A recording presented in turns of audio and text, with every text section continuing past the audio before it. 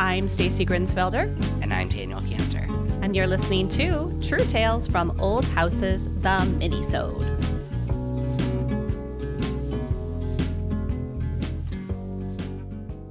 Hi, Stacy. Welcome home. Oh, thank you. I am so happy to be here. It was quite a journey. It sounds like quite a journey. When did you finally get back? Finally got home on Friday, and I would love to tell you about it. But before I do, I just want to say a thank you to our Minisode sponsor, Sutherland Wells. Thank you, Sutherland Wells. Yeah, so I got home on Friday. I was actually supposed to be home on Monday. And I'm not going to make this a super long story, but if you listen to last week's Minisode, I was trapped in Salt Lake City, and not a bad place to be. I was with Andy. My daughter was with me. Everything was great, but we had back-to-back storms in Buffalo. So instead of Monday, I got rebooked twice, and then I got rebooked the morning of my flight, which made us have to rush to get to the airport because it was leaving 2 hours earlier than our original flight. And then as soon as we got there, it was a 2-hour delay. Perfect. I do like the adventure of travel, so it could have been worse. I was just reacting, I guess, to the up and down stress of, am I flying out? Am I not flying out? Are we leaving? Are we staying? It was more about the uncertainty than it was about actually being stuck in Salt Lake City, 5 days past when I should have been home. Right. Especially if you keep thinking like tomorrow I'll be going home, and then you don't. Yeah. And then you just don't. Yeah, exactly. Well, I'm glad you're back. I was thinking about it and I was like, I think this is maybe just like a sign from the internet for Stacy to just take a breather from the paintbrush for a minute. Yeah, I will say that was nice. I didn't have any DIY work to do at all in the apartment. I mean, I briefly considered cleaning out a closet, and then I was like, why? Why bother? No.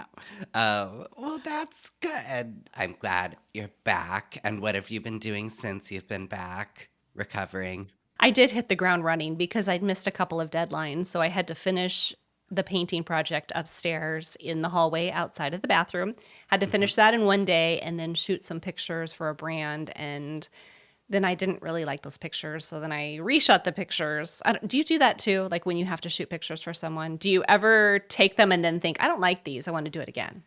Yes, not as much anymore as the camera has gotten better. And by the camera, I mean my iPhone. Because do you still use like a real camera? Because I don't. I do. And I really like the camera that I have. I just am not as skilled with it as I am with the iPhone. So I try them in both. I usually end up doing some iPhone photos, and then I end up doing some with my big camera, my DSLR, or actually I have a mirrorless now. But the colors are different. It reads color differently. Like I noticed that my mirrorless camera, my Canon, reads the color really well, whereas my iPhone it's kind of a crapshoot. What is this going to look like? I don't really know. The white balance seems to be really strange. And I do make changes in Lightroom, but I feel like there's always more edits to do with my iPhone photos than there are with my Canon. So I don't know. Interesting. I've had I had it switch like maybe 4 years ago because I used to shoot. I mean, let's recall, I started my blog in 2010, and I guess we had iPhones, and I guess the iPhone had a camera, but not one worth using for anything, and the image quality was terrible. And so anyway, so I always shot everything on my Nikon D80, and it's a great camera. And then like it was so bad in low light though. And then a few years ago, I upgraded. What I thought I was upgrading was some kind of Fuji, and it's a great camera. But the last time I used it was in 2020, and I shot the same room with my iPhone, and then with the nice camera. The iPhone pictures were so much better that I was just like, why am I continuing to mess with this overly complicated thing that needs a tripod? It's Yeah. the tripod that's really hard. That is interesting about the iPhone. I find that too, that it does much better in low light, than my camera. Hmm. I have a lot of range with my camera, so I can absolutely do the tripod. I can do, shutter speed settings and film speed, all that stuff. But I don't know, for some reason the iPhone just is like, oh, I know how much light you need. I'm going to give it to you right now. And it's Right. even better at that than if I had my camera on auto or something and tried to take the picture. Yeah. Yeah, Yeah. I don't know. Too much Well. noise on those, but well, I don't know. This is a photography podcast now. Sorry. Like, we could just talk about aperture for a long time. We could every mini-sode we kind of get on a tangent that takes us down a path we're not expecting, and here we I are. know. I like it. I do Never. too. I You do just too. don't know Yes. what to expect out of these things. So you got the hallway painted, styled, shot, delivered to the brand for approval, I assume. Yeah, and I think it's going to go fine. I operate under the assumption that no news is good news, so we're moving on. Great. Congrats. Yeah, thank you. I don't have any other projects in the works, so to speak, nothing that large. I'm still trying to update everyone on the bathroom project, which is not 100% done, but it's 90% done, like most projects in old houses, right? Get the last 10% takes the longest. What's left? I have to replicate a section of beadboard and match some stain and finish it. It's not the beadboard that's tripping me up, it's just the stain, just trying to come up with a combination of stains that coordinates. It's probably not going to match perfectly, and I'm okay with that because it's actually hidden behind a shower curtain. I did a piece of baseboard. I had a missing piece of baseboard too behind the bathtub. Nobody can see it. So I didn't really even pay attention to matching the stain. I stained it so you couldn't see the pale pine wood down there. Hmm. But other than that, I didn't even try to match it. I just picked a color that was similar, reddish brown. Yeah. I don't even remember what stain color I used. Yeah. I find that challenge kind of fun and exciting. My only tip is have a lot of mineral spirits on hand. And Ah, good to know. yeah, because you can thin. I only really use oil stains unless I like the opaque latex stains where you can like kind of see the grain, but it's mostly just like Yeah. solid color. But for like staining, wood, just like a darker, richer wood or whatever, I still think oil based is really the best. So, and you can just thin that to your heart's content with mineral spirits. I'm sure you know this, but for everyone else, I don't know. I know a little. Most of the woodwork is painted here in my house, and it was always intended to be painted. So I don't have a lot of places to practice my skills with stain or matching stains or anything. But this is a pretty low stakes, hidden behind a shower curtain. I think I can make it happen. But I like your idea of thinning with mineral spirits because I guess I hadn't ever done that before. I usually just keep slapping stuff on until it looks good. I do. I think it works well when you're trying to match like older patina that like may not even be stained. So like at the cottage, I the kitchen floor is old flooring, and then in the other two rooms, and it's all kind of continuous. It's new fur that. So the Oh, old stuff yeah. has no stain on it. What? I heard that as new fur. I was like, new fur? What is new fur? Oh, new fur. It's New it's very fur. expensive, Stacy. It's new fur flooring. Enunciate, Okay. Daniel. But like the old stuff doesn't have stain on it, but it is like darker and richer and just has all these different tones that the brand new stuff doesn't. So I found that the best way to kind of get the new stuff to be more in line was to thin out a few different stains, like a lot. Like, I don't know, I think I ended up at like 10 parts mineral spirits to like 1 part stain. So it almost was just like a wash. And then, I don't know. I think it's kind of fun to play around with. Now you've gotten me excited about it, so I'll have to go finish that part. You're going to have the best time. Yeah. So what are you working on? Well, I was going to say, like, staining sounds fun because all I do is paint and paint Right. and And paint. white. Aren't you painting mostly white too? No, well, no, like the woodwork. So I'm talking about the cottage actually. So the duplex, everything was white. Oh my God, it was just mind-numbingly boring. Mhm. But it all looks very nice and Fresh, whatever. But clean. it's fresh. It's fresh. It's clean. It's feels put together. The cottage, all of the sheetrock surfaces are some version of white, basically. But then all the woodwork is some color. Mhm. And uh, Can't wait to see it. It's a surprise color, right? I don't know. I don't know where we are anymore. I guess the half bath is a surprise. Okay, I won't ask you about that. But I do have a question for you. How do you choose colors? I find choosing colors generally sort of difficult. I usually don't have a picture in my mind first. Like the closest I get to picking a color is like I want low contrast between my trim and my walls, or I want high contrast, or maybe I want it all one color, including the ceiling. But that's really as much as and I don't even have the color chosen.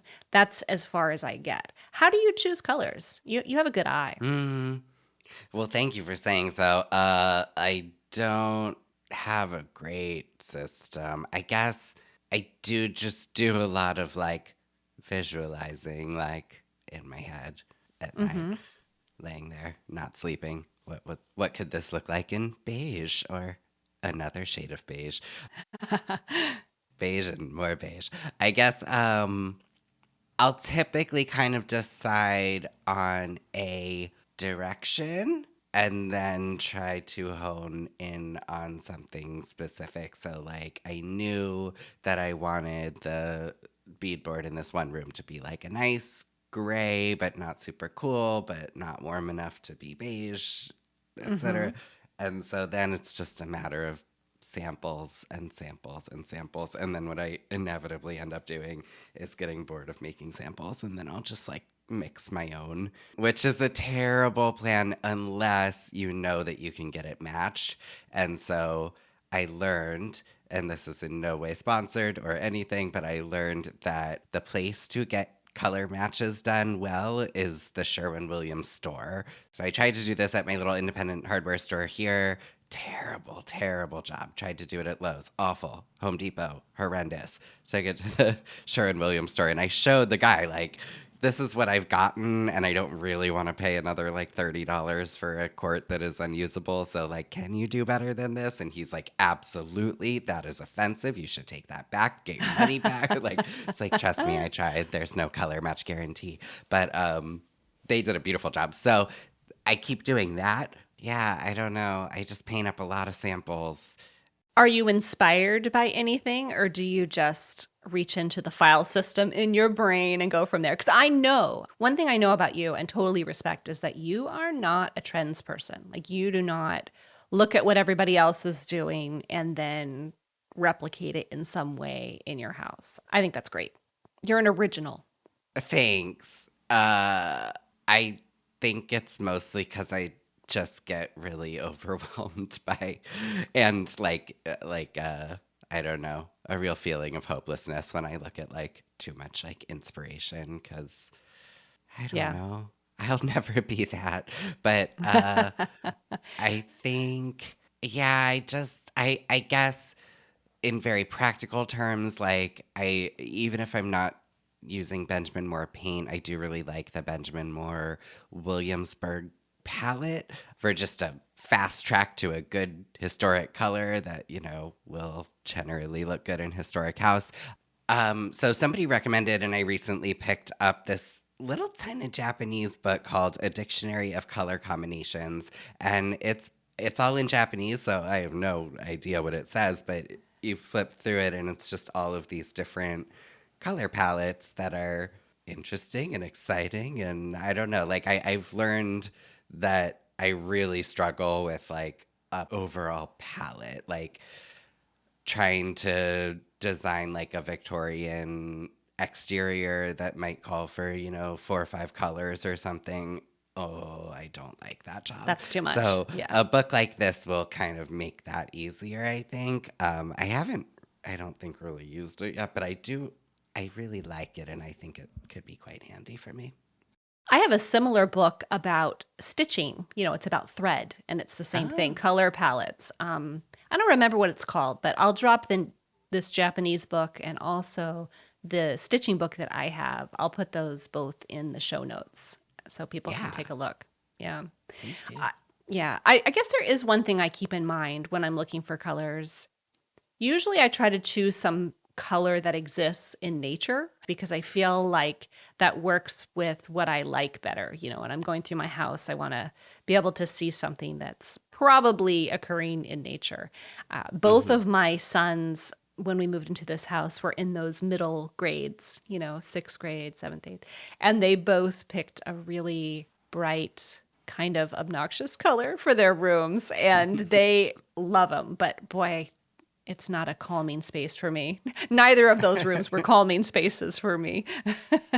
Are they still those colors, or have they since been? What colors are they? I don't think I've seen these rooms. No, I don't think you have either. But one of my sons chose a bright green, almost like a neon green for the walls. And Hmm. then the other son chose a really dark but also bright purple. But not a Oh. color of a flower, but yeah, it was definitely unusual. So the green room is still the same, but when my son moved to a different room here in the house, I repainted the purple room into a nice, safe off-white color. Lovely, lovely. A lovely neutral, yes. I think I would have done the same.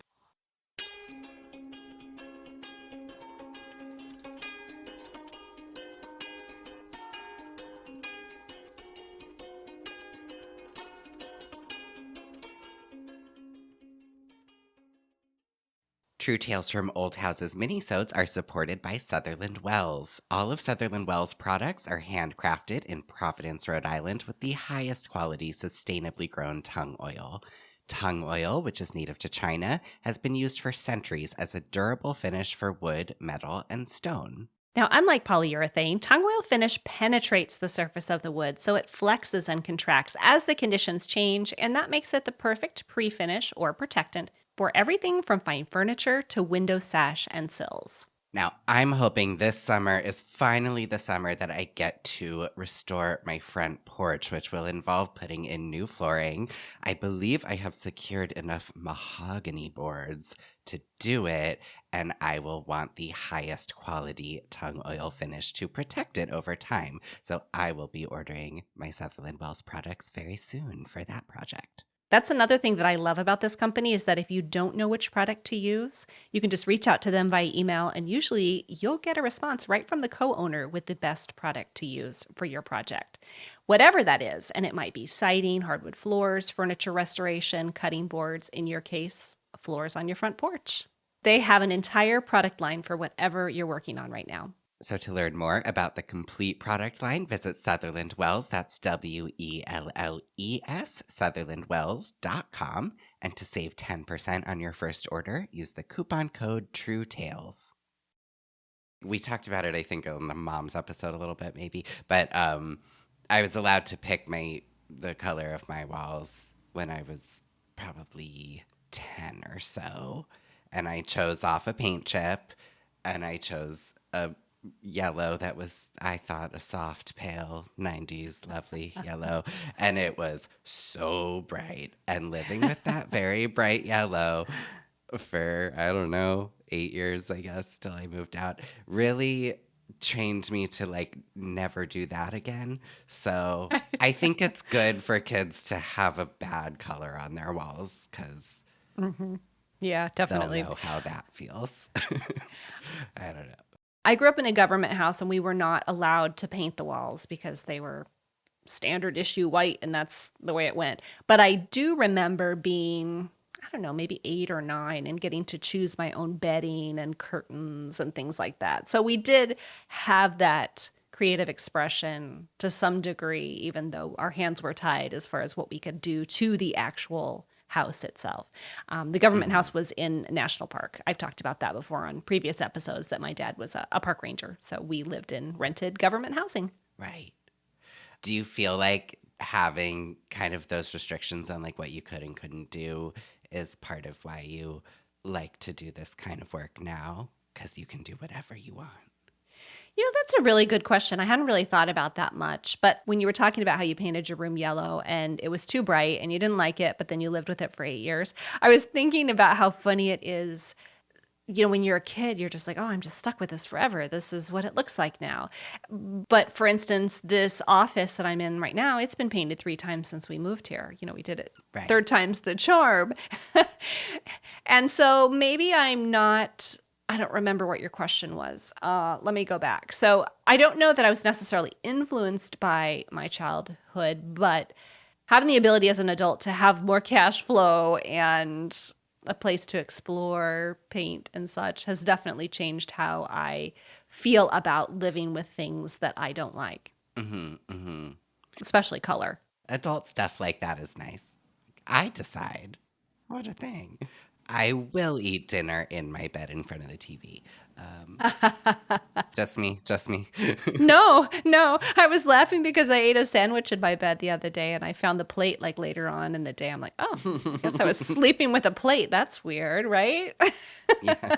It's like, what's this? And you pull like a tortilla chip out from under the sheets. Um, that's never happened to me. When Andy and I are finally living together again, I'm going to have to change some of the habits, some of my single person habits that I've adopted since I've been living here without him. You're all feral now. I'm Uh, feral. I'm totally feral. Yeah. I've been concerned. Yeah. So I'm sort of just trying to wrap up painting projects specifically too, because I actually have my own trip coming up. I'm going on vacation. No work, no commitments. Oh my gosh. Where are you going? The Barbados. Barbados. I have never been there. Wow. Me neither, but I'm like, well, Rihanna's from there, so I bet it's great. You can't go wrong with Rihanna and Barbados. I actually think this is fascinating, and I must tell people my factoids. So, I don't think people from outside of New York know, but in New York State, we have two different like spring breaks. So, I grew up with one spring break in April or March. I can't Around even Easter, remember. whenever that is. Around Easter, whenever that also unhelpful to me. I don't know. I don't celebrate Easter either, so I don't know. And then Passover changes every year. I never know where I am or why. But we always had, this 1 week vacation in New York State during the oil crisis in the 70s. I guess they basically went to, like, I don't know, the almanac and said, what is the coldest week of the winter in New York State consistently? And it's this like third week of February.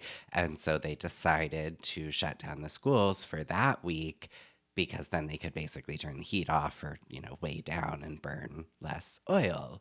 And so to this very day, we still have this weird February break. So Brad, who is a school teacher, basically last year we couldn't do anything because I think our first weekend of filming for the show was during this break. But this year we are not in TV production land. And he's like, I want to lay on a beach. And I'm like, great, let's pick a beach.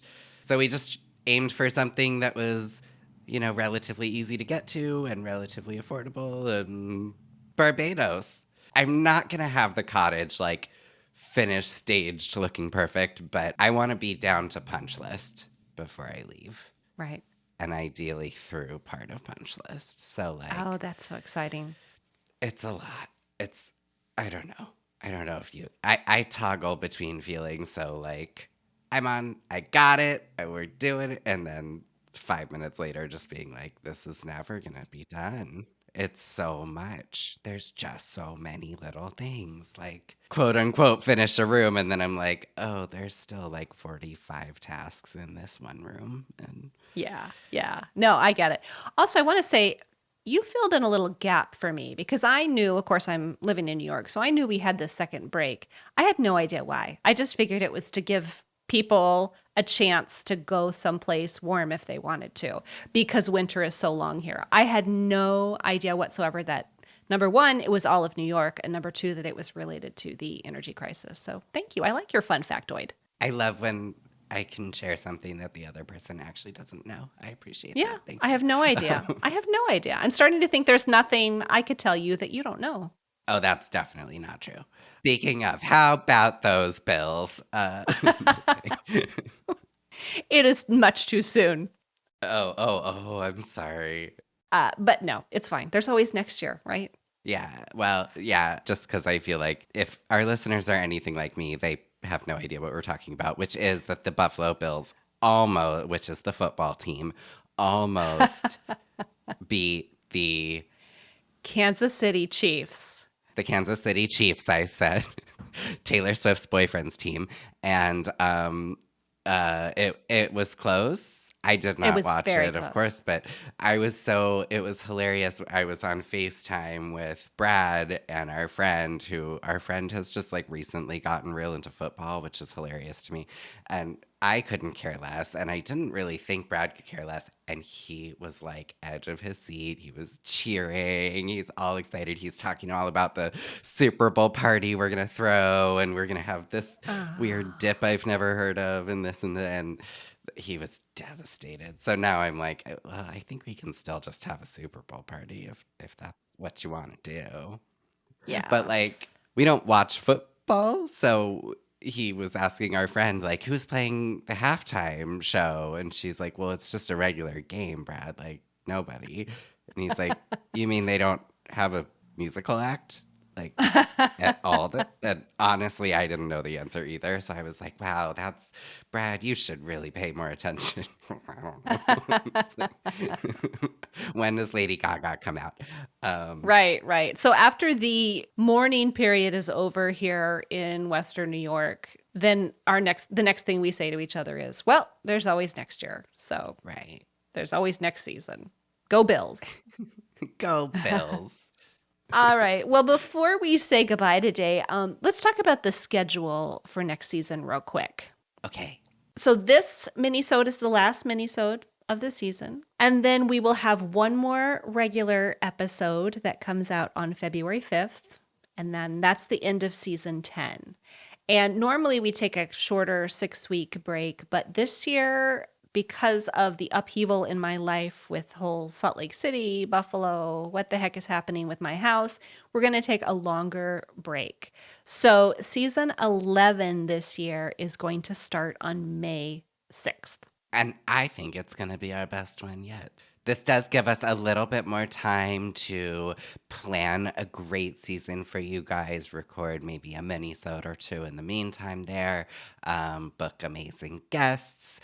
We're going to come back strong and better than ever. And Yeah. I think it's great. I do too. I hate to take that much time off, but I also think it's going to be much better because, when I started the show 2018, if you believe it or not, I was chasing my schedule at that point. I was just throwing out episodes and trying to come up with how the show is going to work, and then eventually kind of settled on a pattern. And then Devin was my co-host for a while, and I was a solo show, and now you're here, which excites me to no end. And it's a time of growth, I guess. We have a lot more listeners, which requires a lot more planning, and so we have some good stuff coming, and I'm excited that we can spend this extra time getting ready for it.